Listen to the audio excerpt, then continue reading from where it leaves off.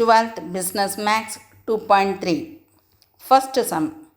Integral e power x log a plus e power a log a minus e power n log x dx. இதை எப்படி integrate பண்ணலாம்? இப்போ ஒரு rule இருக்குது, 3 log 4 இருக்குதுன்னு வைங்க. இதை எப்படி எழுதலாம்? log 4 to the power 3ன்னு எழுதுவோம். அதே தான் நான் இங்கே எழுத போகிறேன். புரியுதுங்களா? So integral e power log a எக்ஸை எடுத்து ஏக்கு பவராக எழுதிக்குவேன் ப்ளஸ் e log a இந்த ஏவை எடுத்து ஏக்கு பவராக எழுதிக்குவேன் minus e power log x to the power n எழுதிக்குவேன். இப்போ இதை dx பண்ணணும். இப்போ ஈயும் லாகும் பவரில் வந்ததுன்னு வைங்க, இது ரெண்டும் வந்து கேன்சல் ஆகிடும். அப்போ மீறது என்ன இருக்கும்? So integral a to the power x plus இங்கேயும் ஈயும் லாகும் கேன்சல் ஆகிடும். ஏன்னா e to the power log வந்து கேன்சல் ஆகிடும். ஸோ மீறது a to the power a minus X to the power என்.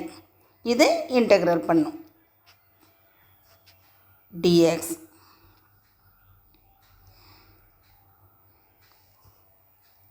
இப்போ ஏ டு த பவர் எக்ஸ்க்கு ரெடிமேடாக ஒரு ஃபார்முலா இருக்குது. ஏ டு த பவர் எக்ஸ்க்கு இன்டெக்ரல் பண்ண என்ன வரும்?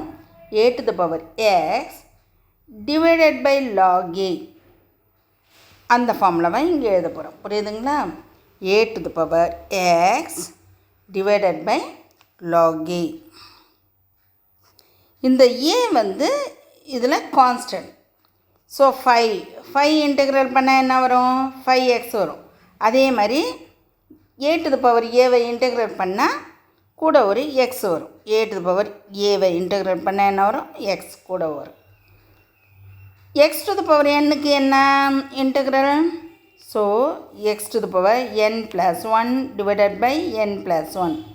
இதை நான் இங்கே போட போகிறேன். So minus X to the power n + 1 divided by n + 1 plus c constant. So, this is the answer. Okay, that's all. Thank you.